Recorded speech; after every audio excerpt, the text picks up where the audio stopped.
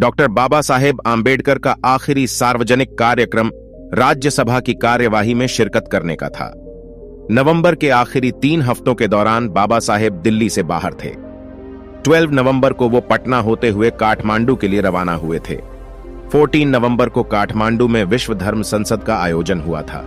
इस सम्मेलन का उद्घाटन नेपाल के राजा महेंद्र ने किया था। नेपाल के राजा ने बाबा साहेब से मंच पर अपने पास बैठने को कहा था। ऐसा पहले कभी नहीं हुआ था। इसी से बौद्ध धर्म में बाबा साहेब के कद का अंदाजा हो जाता है। काठमांडू में अलग अलग जगहों पर तमाम लोगों से मिलने के बाद बाबा साहेब बहुत थक गए थे। भीमराव आम्बेडकर की पत्नी सविता आम्बेडकर, जिन्हें माई साहेब आम्बेडकर के नाम से भी जाना जाता है, ने अपनी जीवनी डॉ आम्बेडकरांच्या सहवासात में इस बारे में विस्तार से लिखा है। माई साहेब के अनुसार भारत लौटते वक्त बाबा साहेब ने बौद्ध धर्म के तीर्थ स्थलों का दौरा किया। वो नेपाल में महात्मा बुद्ध के जन्मस्थल लुम्बिनी गए। उन्होंने पटना में अशोक की मशहूर लाट भी देखी और बोध गया का दौरा भी किया। इस लंबे और थकाऊ दौरे के बाद जब बाबा साहेब 30 नवंबर को दिल्ली लौटे तो वो सफर की थकान से निढाल हो रहे थे। दिल्ली में संसद का शीतकालीन सत्र शुरू हो चुका था।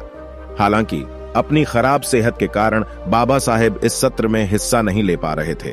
इसके बाद भी 4 दिसंबर को बाबा साहेब ने राज्यसभा की कार्यवाही में शामिल होने की जिद की।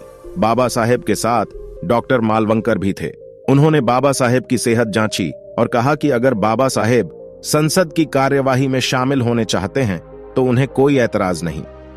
4 दिसंबर को बाबा साहेब संसद गए, राज्यसभा की कार्यवाही में हिस्सा लिया और दोपहर बाद लौट आए। लंच के बाद वो सो गए। ये बाबा साहेब का संसद का आखिरी दौरा था।